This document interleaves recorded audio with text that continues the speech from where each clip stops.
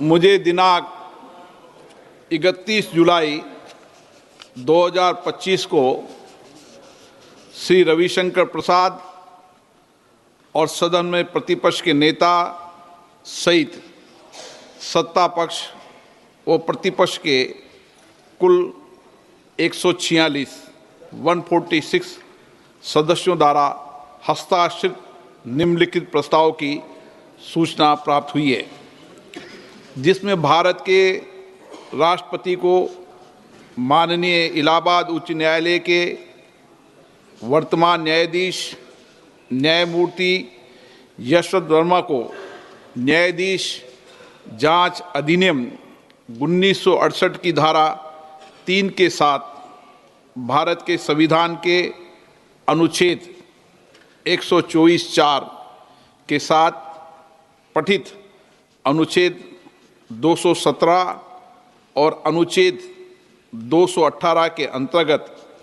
उच्च न्यायालय के न्यायाधीश के पद से हटाने के लिए एक समावेदन प्रस्तुत करने का प्रस्ताव है। ये सदन संकल्प करता है कि इलाहाबाद उच्च न्यायालय के न्यायमूर्ति यशवंत वर्मा को उनके निम्नलिखित कदाचार के लिए पद से हटाने के लिए महामहिम राष्ट्रपति जी को एक समावेदन प्रस्तुत किया जाए। दिल्ली उच्च न्यायालय के तत्कालीन न्यायाधीश न्यायमूर्ति यशवंत वर्मा वर्तमान में इलाहाबाद उच्च न्यायालय के न्यायाधीश के सक्रिय और कब्जे में नई दिल्ली स्थित 30 तुगलक क्रिसेंट परिसर में आग लगने के कारण अस्पष्टीकृत नकदी की बरामदगी के संबंध में भारत के सर्वोच्च न्यायालय द्वारा सार्वजनिक किया गया विवरण हमें 15 मार्च 2025 की सुबह 30 तुगलक क्रिसेंट नई दिल्ली से जली हुई नकदी धन मलबे को हटाने के संबंध में साक्ष्य की भी जानकारी है। हमने न्यायाधीश जांच अधिनियम 1968 के सामान्य प्रावधान और विशेष रूप से उसकी धारा 3 के प्रावधानों का अध्ययन किया है और हमें उनके बारे में परिचित कराया गया है। हमने न्यायाधीश जांच अधिनियम 1969 के प्रावधानों का भी अध्ययन किया है। हमें उनके बारे में भी परिचित कराया गया है। हमने सी रविचंद्र अय्यर बनाम न्यायमूर्ति A.M. भट्टाचार्य एवं अन्य 1995 SCC 457 केस में भारत के उच्चतम न्यायालय द्वारा घोषित कानूनों के साथ साथ अतिरिक्त जिला एवं सत्र न्यायाधीश X बनाम मध्य प्रदेश उच्च न्यायालय के मामले में दिए गए फैसलों से भी खुद को परिचित कर लिया है। 2015-4 SCC 91 और ये कि अतिरिक्त जिला एवं सत्र न्यायाधीश X सुप्रभा के मामले में उक्त निर्णय को सामान्यता और विशेष रूप से पैरा 33 को पढ़ने पर ये स्पष्ट है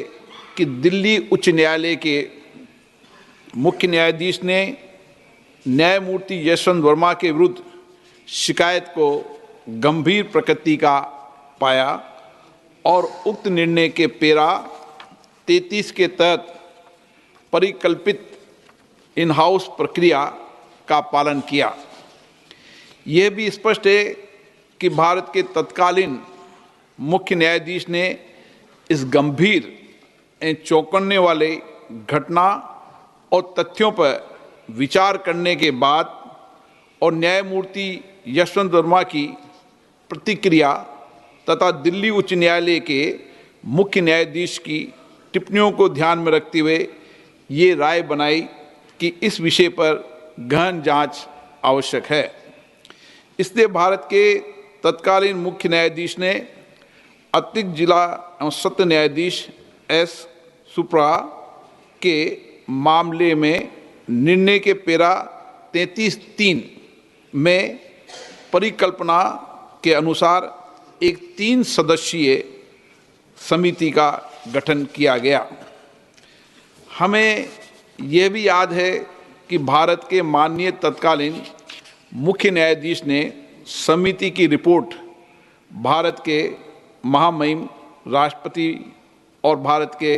माननीय प्रधानमंत्री को भेजी है। ये स्पष्ट है कि भारत के माननीय तत्कालीन मुख्य न्यायाधीश ने अतिरिक्त जिला एवं सत्र न्यायाधीश एस सुप्रा के मामले में फैसले के पेरा 33(7) के प्रावधानों के अनुसार कार्य किया है, जो स्पष्ट रूप से भारत के तत्कालीन मुख्य न्यायाधीश की राय को दर्शाता है कि पेरा 33(3) के तहत गठित समिति की रिपोर्ट में पाए गए आरोप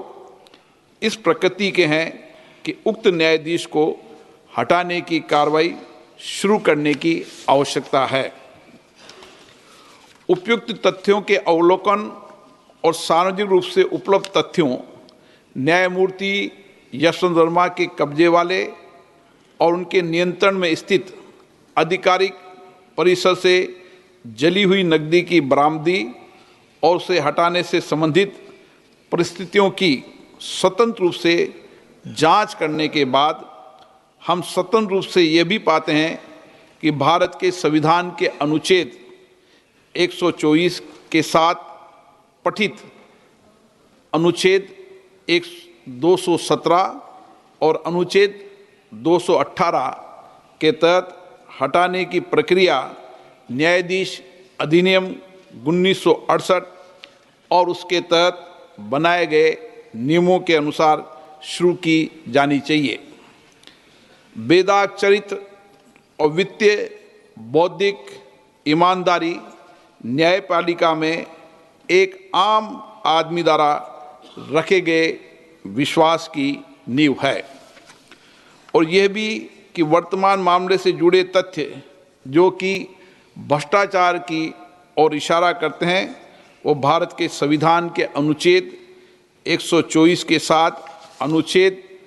217 और अनुच्छेद 218 के तहत कार्रवाई और प्रक्रिया के योग्य हैं, और संसद को इस विषय पर एक स्वर में बोलना चाहिए और देश के प्रत्येक नागरिक को सार्वजनिक जीवन में भ्रष्टाचार के प्रति जीरो टॉलरेंस के अपने संकल्प के बारे में एक स्पष्ट संदेश भेजना चाहिए। अतः हम भारतीय संविधान के अनुच्छेद 124 के साथ पठित अनुच्छेद 217 और अनुच्छेद 218 के अंतर्गत इलाहाबाद उच्च न्यायालय के न्यायाधीश न्यायमूर्ति यशवंत वर्मा को पद से हटाने के लिए ये प्रस्ताव प्रस्तुत करते हैं। कृपया इस प्रस्ताव पर आगे की कार्रवाई की जाए। इस प्रस्ताव को नियमानुसार उचित पाते हुए मैंने इसकी स्वीकृति प्रदान की है।